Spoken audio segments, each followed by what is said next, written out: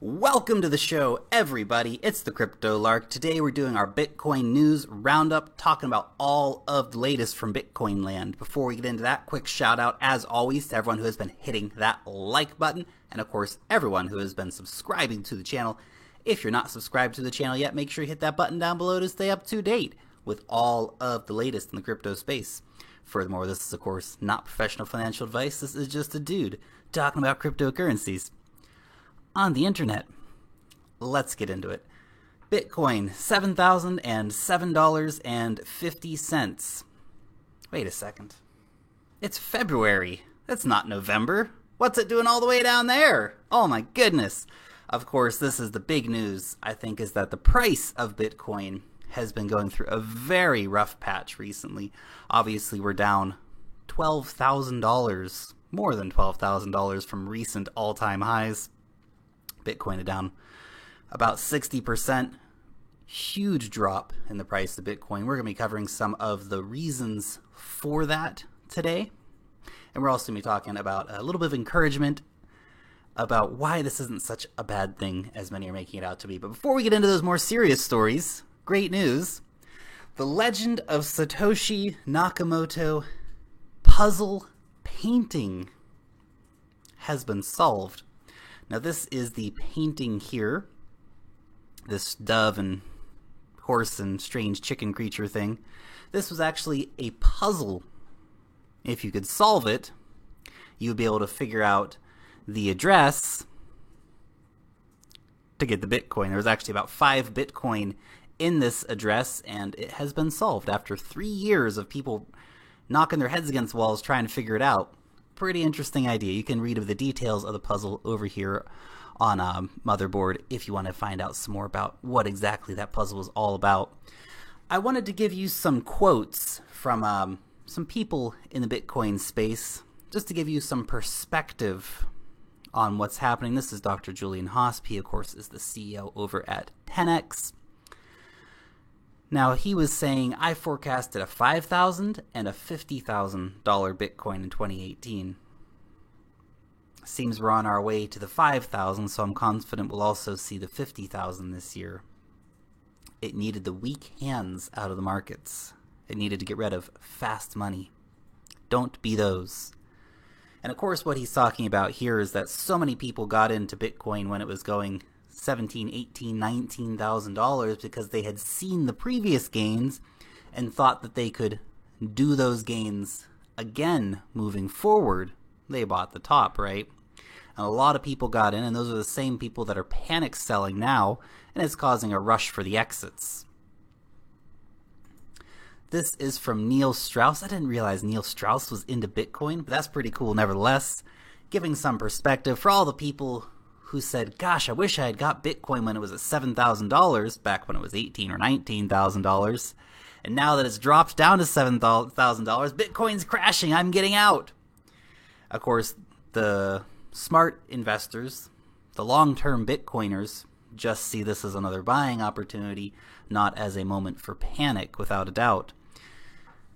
A few comments from John McAfee. Of course, he has been a great advocate recently for Bitcoin and all things crypto related. Now, I like the end of it here. He says, ICOs are our future and must be fought for. Crypto is our right. Stand on our side without fear. The thing is, when you see governments coming down against Bitcoin or cryptocurrencies, banks, right, you have to actually realize the technology behind this and that they're not going to stop the technology. They're trying to. They would like to keep things going as they have been, but it's not going to happen that way. Technology will overcome in the end.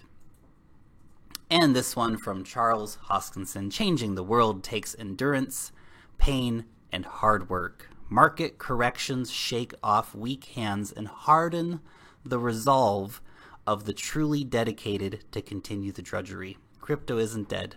It's just getting started. So you have to ask yourself, are you a weak hand or are you truly dedicated? Are you willing to do the drudgery to walk through these times of harsh markets and big downturns and looking at your Blockfolio and going, oh my god!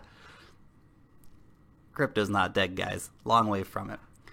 Now, there has been a lot of attack on it recently. In fact, some people are so stressed out by it, they're selling, even big holders like Steve Wozniak. Now, he got into Bitcoin around $700, so he's done pretty well out of it. Selling at around $7,000 or $8,000, that's where he got out at. He's done okay.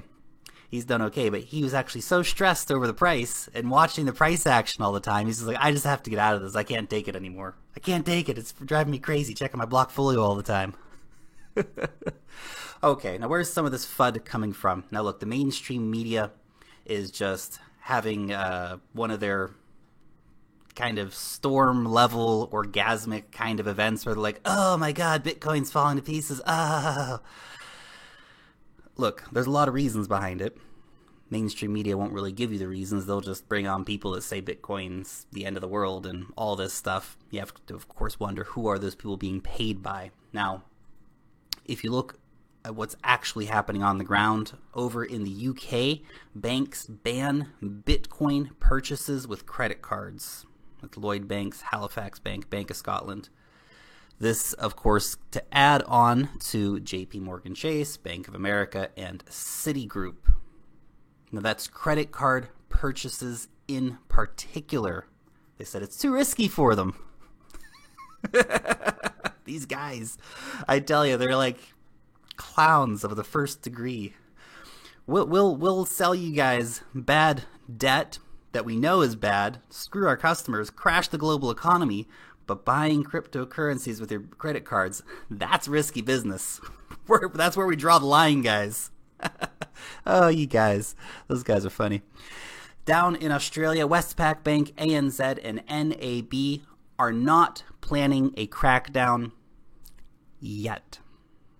Yet, of course, being the key word there. So hopefully that doesn't move forward.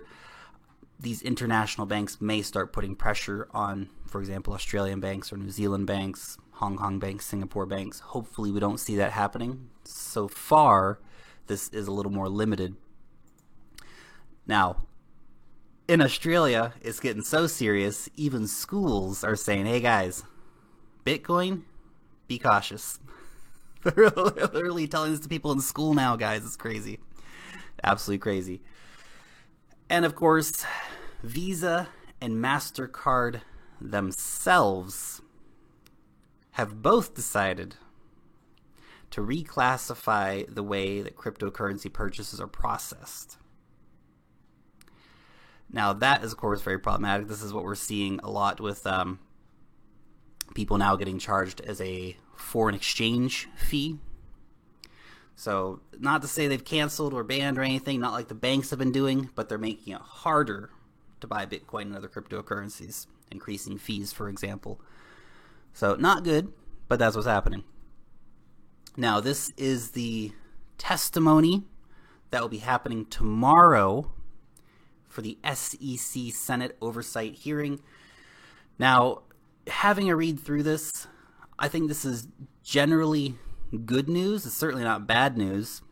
Having a read through this, you'll kind of come to the conclusion that basically they're up for the status quo. They're still anti-ICO as they have been, but they're not against the innovation that cryptocurrencies are bringing, and they're not against blockchain technology by any means. So that's the positive here from the testimony, right?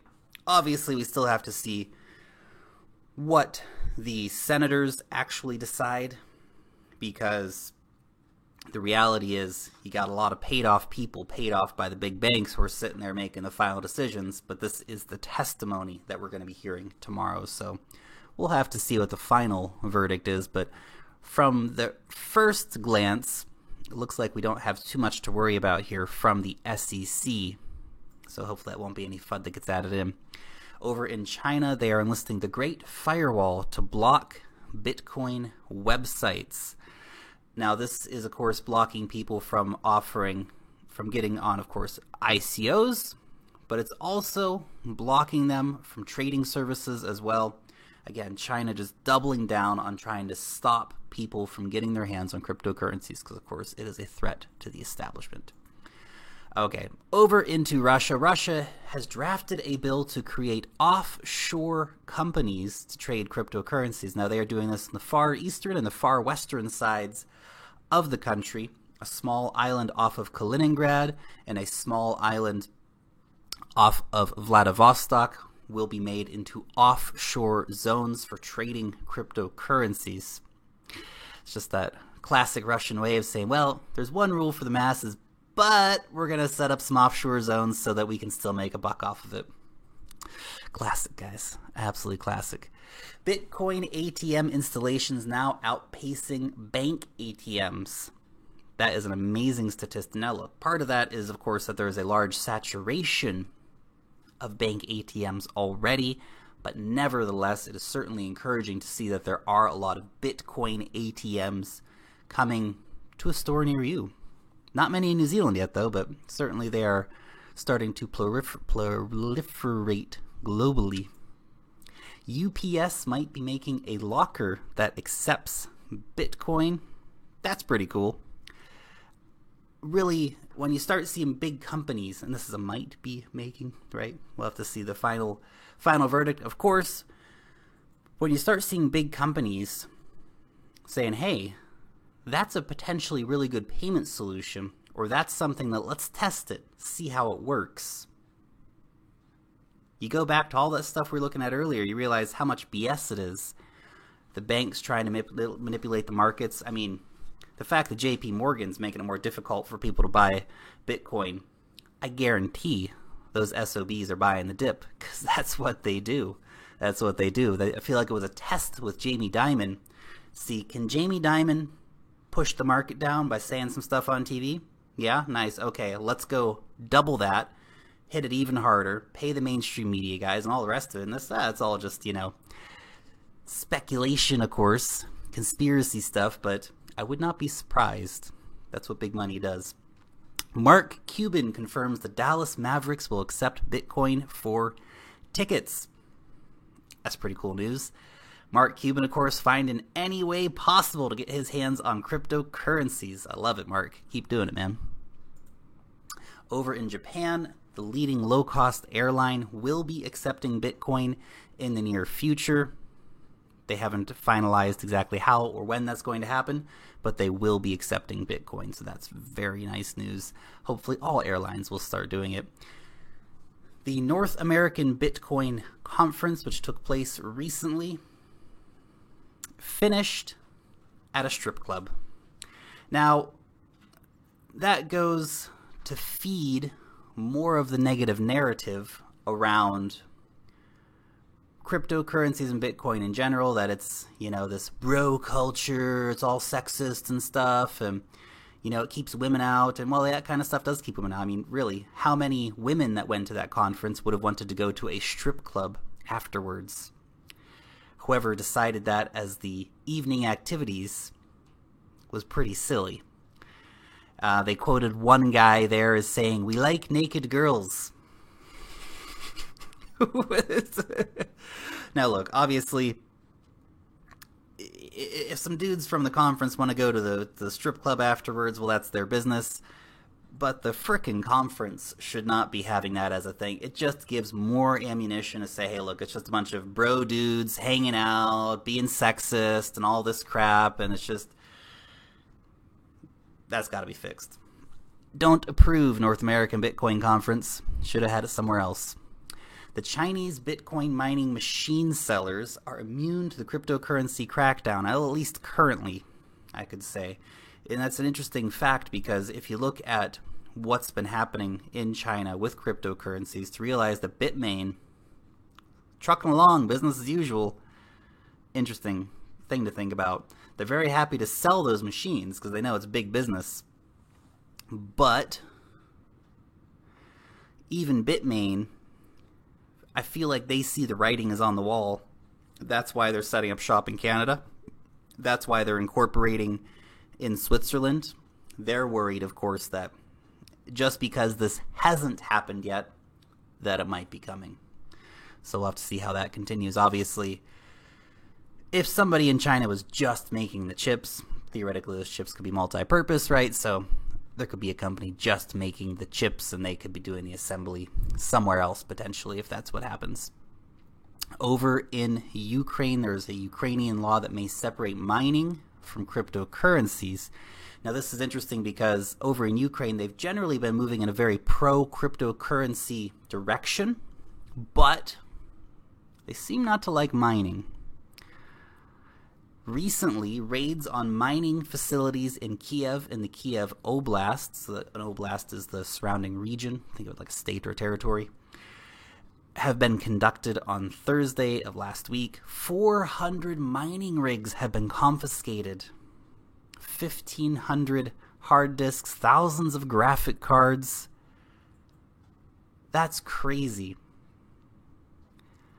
I mean, I can't help but hear that and wonder, is this just blatant corruption? Is this just the police running around and stealing all this mining equipment, taking it back to the police station and setting it up?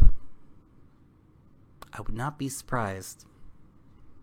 Anyway, that's of course a worrying move. Hopefully we can see some more positivity coming out of Ukraine. Ukraine's been doing very well recently as far as moving in a positive cryptocurrency direction. Hopefully they can sort this mining situation out because that's pretty damn unacceptable. Over in Montana, home to a new 53-acre, $75 million Bitcoin mining facility. Now, a lot of northern states in the USA have been getting some attention recently. Maine, for example, or Washington State have been set up as sort of prime locations for cryptocurrency mining. But I think Montana makes a nice fit as well. Obviously, it's cool a lot of the year, and hopefully the power is cheap enough, so maybe not a bad place at all to get set up. Now, a place you might not think is the best location for Bitcoin mining, New York. Although New York is a rather cool climate state, the power costs are not super cheap, or as cheap as they can be with, Canadian Hydro or cheaper power over in Washington State, for example. That being said, they have actually given a cheaper power allocation to a Bitcoin mining company to get set up. All part of New York State's, of course, initiative to try and attract more business to New York.